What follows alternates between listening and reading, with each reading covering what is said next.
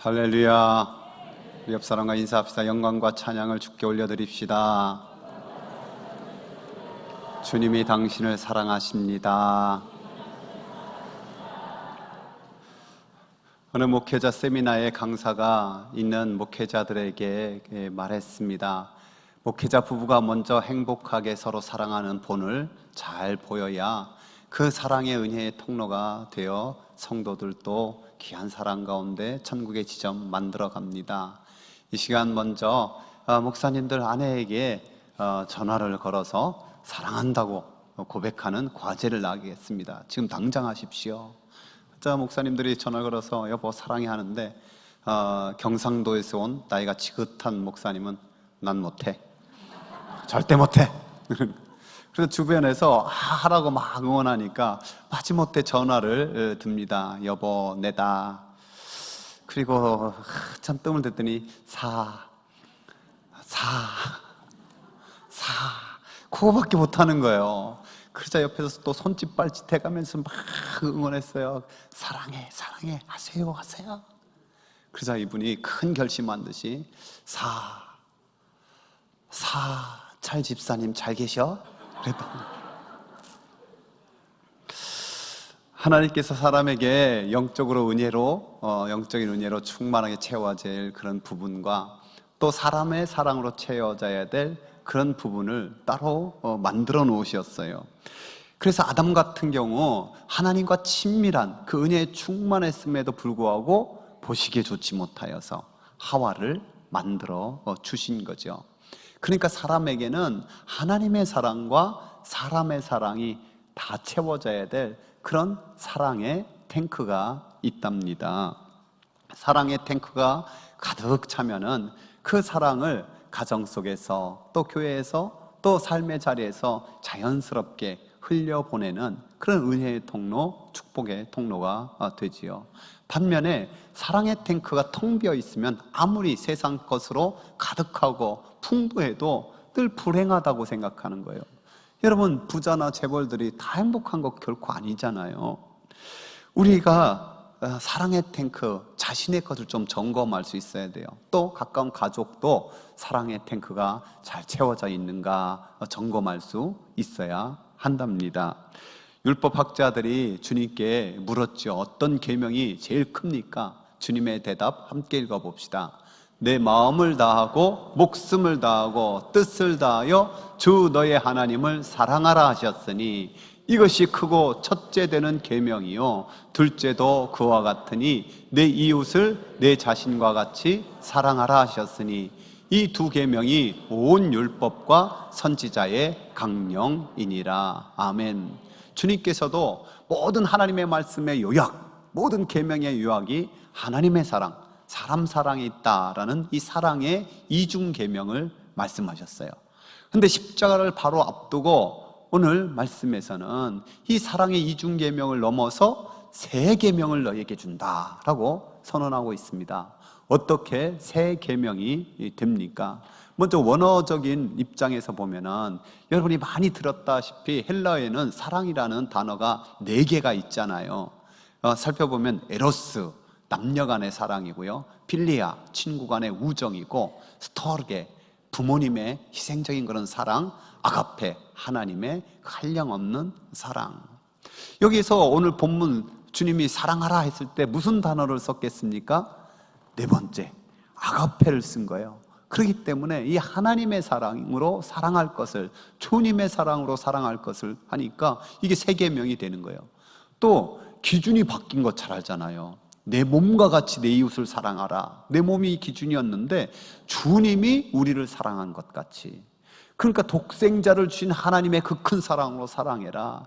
내가 너를 위해서 내 몸을 찢어 죽인 그 십자가 사랑으로, 물과 피를 다 쏟아주신 그 놀라운 사랑으로 사랑할 것을 명령하니까 새 계명이 됩니다.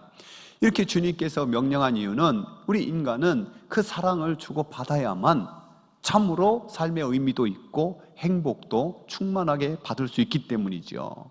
여러분, 자동차 타고 다니는데 그 연료의 게이지를 늘 점검하잖아요. 그것이 떨어지면은 아무리 비싸고 좋은 자동차여도 무용지물이 되고 만답니다. 결혼 생활에 있어서 사랑의 탱크가 메말라지면은 기름이 앵꼬난 그 자동차를 운전하는 것보다 훨씬 더 위험한 상황이 얼마든지 생길 수 있는 거예요. 저는 앞으로 3주 동안에 이 게리 체프먼의 사랑의 5가지 언어, 그리고 자녀의 사랑의 5가지 언어를 주로 참고할 텐데요. 먼저 자녀의 사랑의 5가지 언어에서 이런 이야기를 합니다. 오늘날 자기의 감정, 특히 분노의 감정을 조절할 줄 아는 젊은이들이 거의 없다는 사실은 참으로 불행한 일이다. 이로 인하여 알코올, 마약, 무절제한 성관계, 그리고 반권위적인 태도와 행동이 나온다. 미국에서만의 문제가 아니다. 왜 그럴까? 가족에서 채워져야 할 사랑의 탱크가 비어있기 때문이다. 음식이 없으면 아이들이 굶어 죽는 것처럼 사랑이 없으면 정서적으로 굶주려 삶이 비참해진다. 아이들의 정서적인 토대, 특히 아이와 어머니와의 관계는 생후 18개월 안에 형성된다는 중요한 보고가 있다. 따라서 아이가 정서적으로 건강하게 자라기 위해서 스킨십, 상냥한 말, 사랑스러운 보살핌과 같은 정서적 음식이 필요하다. 여러분 가정에 육신의 양식뿐만 아니라 정서적 음식이 가득하기를 바랍니다. 종종 남편들이 하소연해요. 내가 나 잘 먹으려고 일한 줄 아십니까? 가족을 위해서 내가 얼마나 희생적으로 열심히 일했는데요. 그래서 지금 집도 생기고 자동차도 있고 애들 공부도 다 시켰는데 집에서 나만 왕따 당하고 있다고. 참으로 아내가 나를 별로 그냥 좋아하는 듯이 쳐다보지도 않고 말 안 통한다고 하고 애들도 슬슬 피하고 내가 뭐 잘못했습니까? 아내들도 이렇게 하소연하는 경우가 많이 있어요. 내가 얼마나 가족들을 잘 섬긴지 아십니까? 뭘 먹이느라고 힘쓰고 남편 속옷까지 내가 다려서 다 입히고 애들 공부하는데 전혀 지장 안 주려고 얼마나 애썼는데 남편은 딴 여자에게는 그렇게 친절하면서 나만 보면 그냥 하녀대하듯이 대하고 애들도 잔소리가 귀찮다고. 내가 도대체 뭘 잘못했습니까? 여러분, 사랑의 마음이 잘못된 게 아니라요, 사랑의 방법이 잘못된 경우가 대부분이에요. 이 세상에 다양한 언어가 있잖아요. 자기가 태어나서 부모님과 가족들 옆에 있는 동료들과 배운 것, 모국어, 이게 제1의 언어라고 할 수 있어요. 그런데 또 외국어 하나를 배우려면 얼마나 힘이 들고 어려워요? 사람이 모국어가, 제1의 언어가 정말 편하고 좋아요. 그런데 이 제1 언어가, 모국어가 같은 사람끼리 만나면 통하겠지만은 그 언어가 다른 사람에게 통하려면은 열심히 공부하든지 솔깃발짓 다 잘해도 이게 좀 불편하기 쉽잖아요. 사랑도 이와 비슷합니다. 나의 사랑의 언어와 상대방의 사랑의 언어가 다를 수 있어요. 특별히 남자와 여자가 다른 경우가 참 많아요. 부모와 자녀가 다른 경우가 참 많아요.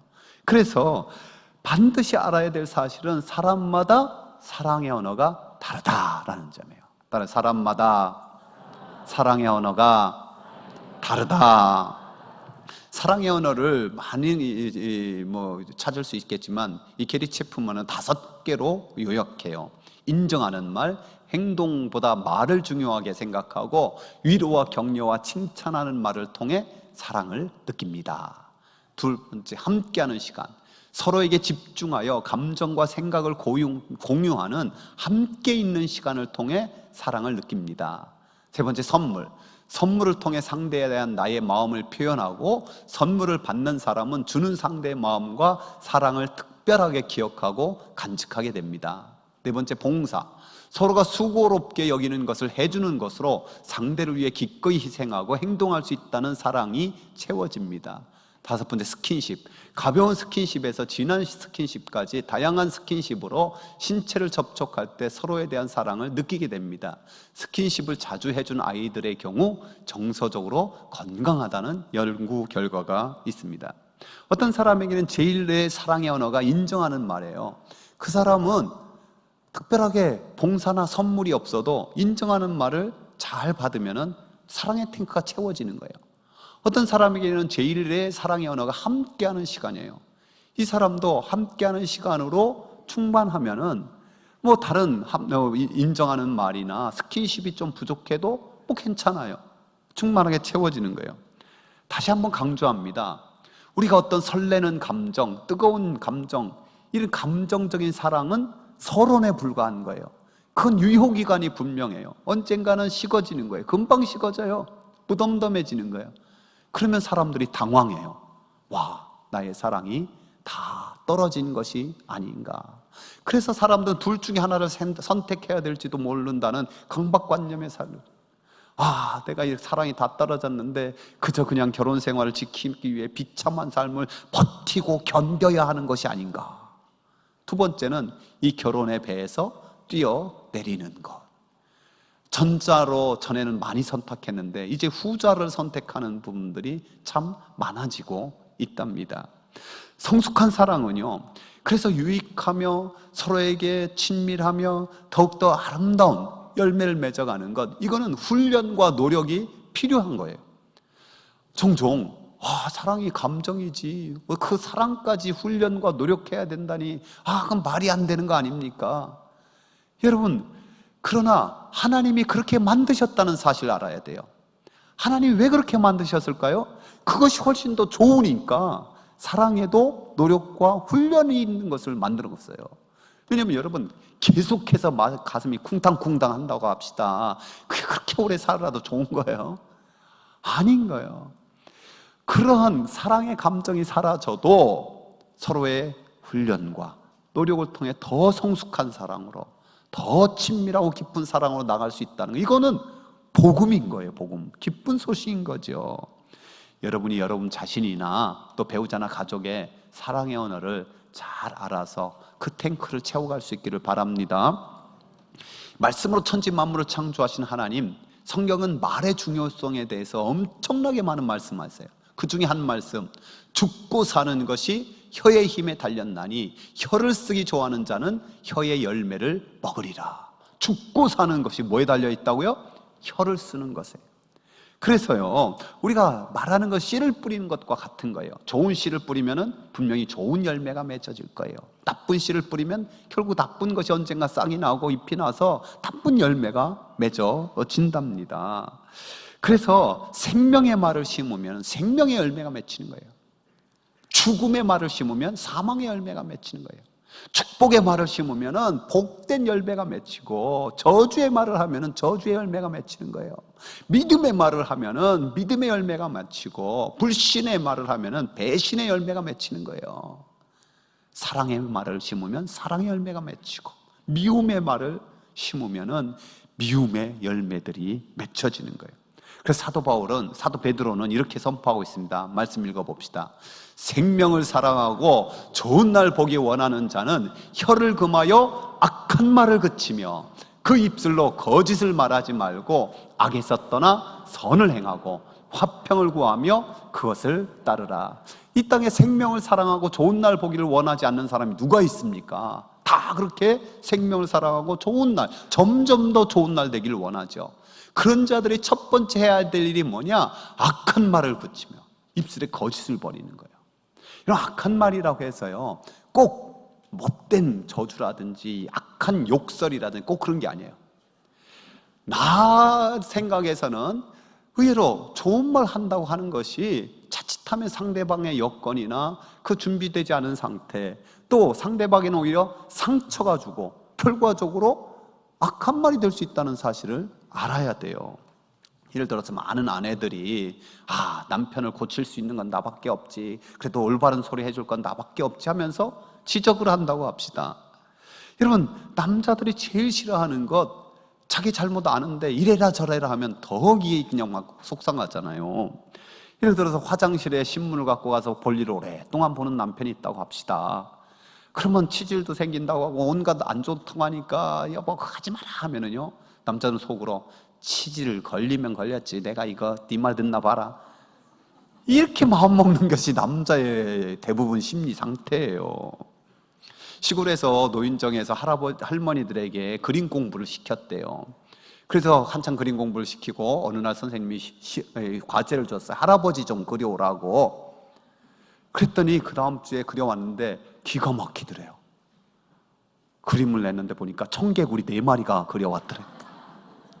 실제로 있는 일이에요. 여러분, 얼마나 말을 안 들었으면은 그런 그림을 그렸겠습니까? 그런데 제가 그 그림을 생각하면서요, 반대로도 생각해 봤어요. 이게 꼭 할아버지들만의 잘못일까? 평생 그 할머니는 할아버지에게 전달한 언어가 잔소리였을 가능성이 높아요. 여러분, 아무리 말해도 안 듣는다 해서 이 잔소리가요, 면박을 주는 수준까지 막 올라가기가 쉽거든요. 잘 살아보자고 남편 좀 더 잘 되라고 하는 건데, 이것이 오히려 남성의 자존심을 다 무너뜨리는, 남자는요 자존심이 다 무너지면 그냥 죽는 거예요. 그래서 절대로 하지 말아야 될 것이, 막 잔소리하고 싸우다가 남자들이 더 또 크게 막 반응하고 이러면은 분명히 잘못한 것이 있는데도 막 오히려 우기면은 하지 말아야 될 진짜 말, 꼴에 자존심은 있어가지고 이런 말은요 완전 죽이는 걸 넘어서 시신을 짓밟아 버리는 거야. 그래서 결심해야 돼요. 잔소리를 청산하겠다. 잔소리가 나오면 입을 그냥 꽉 깨물겠다. 죄송합니다. 여기 여성분들만 한번 다짐해 봅시다. 잔소리하지 않겠습니다. 혹시 옆에 남편 있으면 그래도 얼굴 한번 보고 갑시다. 잔소리하지 않겠습니다. 더 크게 결심해야 될 것은 인정하는 말을 하겠다라는 거예요. 인정하는 말. 인정하는 말은요 산삼녹용보다 몇천 배 강한 능력이 나와요. 자존감을 높여주고 앞길을 열어주는 역사가 일어나요. 대부분 남성들이 제1의 사랑의 언어가 인정하는 말이에요. 그 인정하는 말을 통해 사랑의 탱크가 가득 채워지는 거예요. 여러분, 예수님 생각해 보십시오. 저는 예수님이 너무너무 좋은 것이, 예수님이 인정하는 말의 대가 중에 대가예요. 여러분, 베드로가 주는 그리스도시요 살아계신 하나님의 아들입니다 했을 때 주님이 뭐라고 하셨어요? 내가 내게 이르노니 너는 베드로라. 내가 이 반석 위에 내 교회를 세우리니 음부의 권세가 이기지 못하리라. 여러분, 지금 제자들의 상태가 완전한 제자들이 아니었어요. 여전히 연약하고 부족한 제자들이었는데, 그 제자들에게 우와, 너희들을 통해서 내 몸된 교회를 세울 거야. 음부의 권세가 이기지 못한 천국 열쇠를 너희에게 줄 거야. 엄청난 인정의 말을 하시는 거예요. 여러분, 우리 주님께 십자가 앞두고 그 다락방 강화에서 뭐라고 제자들에게 선언합니까? 내가 진실로 진실로 너희에게 이르노니 나를 믿는 자는 내가 하는 일을 그도 할 것이요 또한 그보다 큰 일도 하리니 이는 내가 아버지께로 갑니다. 여러분, 이 십자가를 앞둔 제자들 곧바로 이어지는 상태가 뭐예요? 배신할 거예요. 부인할 거예요. 도망갈 거예요. 그런 제자들에게 주님께서는 너희들은 나의 하는 일을 할 뿐만 아니라 더 큰 것도 하리라. 와, 대단한 비전으로, 위대한 비전으로 그들을 인정해 주는 거예요. 여러분, 주님께서 마지막 유언의 말씀 너무나 잘 알죠? 함께 읽어볼까요? 그러므로 너희는 가서 모든 민족을 제자로 삼아 아버지와 아들과 성령의 이름으로 세례를 베풀고 내가 너희에게 분부한 모든 것을 가르쳐 지키게 하라. 볼지어다 내가 세상 끝날까지 너희와 항상 함께 있으리라. 아멘. 이런 그 말씀 바로 앞에 보면 아직도 의심하는 자들이 있더라, 이런 말씀이 있어요. 여러분, 그렇게 의심하고 있는 자들에게 인류 구원의 복음을 너희에게 맡긴다. 어마어마한 인정을 주님이 하시는 거예요. 대부분의 남성들이 인정하는 말이 제1의 사랑의 언어인 것처럼 저도 그렇습니다. 그런데 감사하게도요, 제 아내가요 비교적 인정하는 말을 참 잘해요. 제가 담임 목사로 이 교회 저 교회에 지원한 적이 있었는데, 뭐 가서 설교해서 잘했다고 칭찬받고 와 떨어지고, 어떤 교회에서는 빨리 이사 오라고 했는데 2주 전에 이사 오지 말라고 또 거절당하고, 되게 낙심이 되고 힘이 푹 빠졌을 때 아내가 뭐라고 하느냐, 저런 바보 같은 사람들, 당신 같은 사람을 몰라보고 분명 후회할 거다 그러는 거예요. 그렇지, 아멘도 아멘. 제가 고맙다는 말은 못했지만은 되게 위로가 되더라고요. 그리고 지금도 종종 말해줘요. 당신 설교 참 잘해요. 당신 설교는 1000명, 2000명 듣기 너무 아까워. 이때도 아멘 하던데도. 여러분, 잘 알아야 될 것이요, 남성들은요 사랑해 여보 하고 아내가 100번 말해주는 것보다 당신이 최고야 하는 말에 훨씬 더 사랑의 탱크가 채워지는 거예요. 여성들도 존중받기를 원하는 것은 마찬가지예요.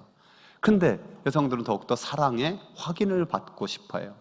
1000만 번 들어봐도 기분 좋은 말 뭐예요? 그렇죠. 사랑해요. 사랑해.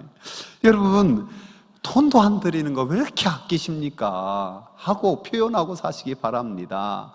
그래서 성경은 이렇게 말씀하고 있어요. 선한 말은 꿀송이 같아서 마음에 달고 뼈에 양약이 되느니라. 꿀만 주지 말고 선한 말은 훨씬 더 좋은 거예요. 인정한 말은 훨씬 더 뼈까지 그냥 양약이 되게 하는 놀라운 역사임을 기억하시기 바랍니다. 어떤 부분은 함께하는 시간을 갖고 있다고 하지만은 그것은 같이 있을 뿐이지 함께하는 시간이 아닌 경우가 많아요. 그냥 한 집에 사는 거지 함께하는 시간이 아닌 거예요. 이 두 번째 언어, 함께하는 시간, 이거는 온 관심을 집중시키면서 같이 무엇인가 함께하는 거예요. 예를 들어 대화를 하는데 참 중요한 건데 아내가 뭔가 말하고 있을 때 아내가 남편이 뭐 폰을 만지작거린다. 이건 함께하는 시간이 아닌 거잖아요. 남편이 뭔가 말하고 하는데 설거지하면서 귀는 다 열려 있으니까 말해라. 이러면 이게 함께하는 시간이 아니잖아요. 아이와 공놀이 하는데 딴 생각하면서 팅팅 그냥 공을 차준다고 해서 그게 함께하는 시간이 아닌 거예요. 이효리 씨 부부 알지요? 이효리 정말 예쁘잖아요. 우리 아내 다음으로 예쁜데 또 정말 부자잖아요. 그리고 능력도 많고 와 최고의 인기이고, 근데 알지도 못하는 이상순하고 결혼하더라고요. 근데 어떤 프로그램인가 이런 대화가 있는 걸 있어요. 이효리 씨가 하루 종일 이상순에게 오빠 하면서 말을 막 하는 거예요. 그러다 물어봤어요. 오빠는 나랑 왜 결혼했어? 그러니까 이상순이 네 마일리지가 많은 것 같아서 마일리지 좀 나눠 쓰려고. 또 물어봐요. 나는 오빠랑 왜 결혼한 줄 알아? 모르겠다가 자기가 생각해도 더 같은 보물이 어떻게 나한테 왔을까? 이효리 씨가 이어서 대답까지 해요. 나는 오빠랑 말하기 위해서 결혼했어. 아마 그 인기와 그 인물에 많은 사람들이 접근하고 뭐 했지만은 사심 없이 자기의 말을 마음껏 받아준 사람이 이상순이었나 봐요. 그러니까 이게 통하는 거예요. 여러분, 진정한 대화, 이거는 함께하는 시간에 있어서 너무너무 중요해요. 그래서 게리 체프먼은 인정하는 말에는 말하는 것이 중요하고 함께하는 시간에서는 듣는 것이 중요하다고 강조해요. 그러면서 5가지 진정한 대화를 위한 기본적인 법칙을 말하는데, 상대방이 이야기할 때는 시선을 그에게 고정시킨다. 우리나라 사람들이 눈 똑바로 쳐다보지 마, 자꾸 이런 것에 있어서 대화할 때 눈을 안 보나 봐. 상대방의 말에 들으면서 동시에 다른 일을 하지 않는다. 상대방의 감정에 주의를 기울인다. 버디랭귀지에 주의 깊게 보도록 한다. 상대방의 이야기를 가로막지 않는다. 연구해 보니까요, 사람들이 상대방이 말할 때 17초 평균 견디더래. 그리고 나서 끼어들더래. 그거 하지 말라는 거예요. 많은 여성들이 진정한 대화를 사모하고 있어요. 왜냐하면 여성들의 제1의 사랑의 언어는 대부분 함께하는 시간이기 때문입니다. 자녀들도 함께하는 시간을 사실 너무나 그리워해요. 여러분, 자녀들에게 가장 좋은 함께하는 시간이 언제인지 아십니까? 잠자기 바로 전이에요. 왜냐면 어릴 때는 그때가 다른 일을 안 하고 집중하기 제일 쉽고요. 또 애들이 더 안 자려고 하기 때문에 좋은 시간이에요. 그때 동화책을 읽어주든지 하나님 말씀 읽어주고 함께하는 것 너무너무 중요하고, 저는 막내가 지금 다 컸음에도 불구하고 어쩌다 집에 오면은요, 우리 가정에는 꼭 약속한 시간이 하나 있어요. 침대 타임 이렇게 부르는데, 이제는 우리가 더 빨리 자니까 저희들이 자기 전에 막내야 침대 타임 하면은 엄마 아빠 사이로 그 큰 놈이 딱 누워요. 그러면은 야, 장가 가기 전까지 너는 우리 거다 하고 얼굴도 만져보고, 야 요즘 운동 좀 많이 했네, 가슴도 만져보고 스킨십도 하고 이런저런 대화를 꼭 나누어요. 이런 대화뿐만 아니라 함께하는 활동도 이 함께하는 시간에 매우 중요하죠. 함께 산책을 한다든지 연인처럼 걸어야, 같이 걸어야지 부부처럼 5m 떨어져 걸으면 안 돼요. 또한 이 텃밭을 같이 가꾼다든지 가족끼리 함께 영화를 보고 뭐 음악 감상하고 이런 거 다 좋아요. 그런데 정말 또 중요한 것은 함께 예배하고 함께 찬양하고 함께 말씀을 나누고 기도하는 것, 이렇게 영적으로 함께하는 시간, 또 인생에서 함께하는 시간이 좋은 사랑의 추억으로 잘 쌓여가도록 하는 것, 이것이 함께하는 시간을 통해서 사랑의 탱크를 잘 채워가는 일이에요. 그런데 함께하는 시간이 좋다고 해서 꼭 오랜 시간 함께하는 게 꼭 좋은 건 아니에요. 특별히 연령에 따라서 함께하는 시간과 방법도 좀 바뀌어요. 예를 들어서 은퇴를 앞둔 남편들 되면 생각합니다. 야, 이제 그동안 일하느라고 바빴으니까 은퇴한 후에는 아내랑 많은 시간 같이 하면서 같이 밥도 먹고 놀러도 같이 다니고 다 같이 해야지. 그럼 은퇴한 남편이 그렇게 하기를 원할까요? 여러분, 어떤 분이 이게 설문조사를 했는데요, 은퇴 후 남편에게 바라는 점에서 사지선다형으로 냈어요. 1번 돈 걱정 없게 준비한 남편, 2번 건강한 남편, 3번 자상해서 집안일을 잘 도와주고 요리로 또 잘하는 남편, 4번 집 나갔다가 들어오는 남편. 몇 번이 제일 많이 나왔을까요? 이렇게 여성들은 정답을 잘 알아요. 여러분, 불쌍하죠? 그런데요, 영성에도 홀로 있음의 중요성은 함께한 에너지를 얻는 거예요. 함께할 때 또 홀로 있음과 함께, 이게 잘 어울려져야 함께하는 시간에 그 질이 높아질 수 있다는 것을 알아야 돼요. 오늘 주님께서 말씀하신 세 계명, 참으로 아가페를 사용하고 또한 주님의 사랑의 그 기준도 높여줬는데, 강조점 중에 하나는 바로 서로 사랑하라는 거예요. 나는 사랑했으니까 됐어, 이런 말이 아닌 거예요. 서로 사랑할 수 있도록. 그래서 중요한 것은 사랑을 받을 줄도 알아야 돼요. 받을 줄 안다는 건 뭔가 사랑을 받았을 때 정말 고마워하고 감사를 할 줄 아는 거예요. 또한 사랑을 줄 수 있어야 돼요. 내 방법대로가 아니라 상대방의 사랑의 언어를 배려해서. 그리고 지혜롭게 사랑도 요청할 수 있어야 돼요. 여러분, 하나님은 일방적으로 우리를 사랑하잖아요. 한량없이 사랑하잖아요.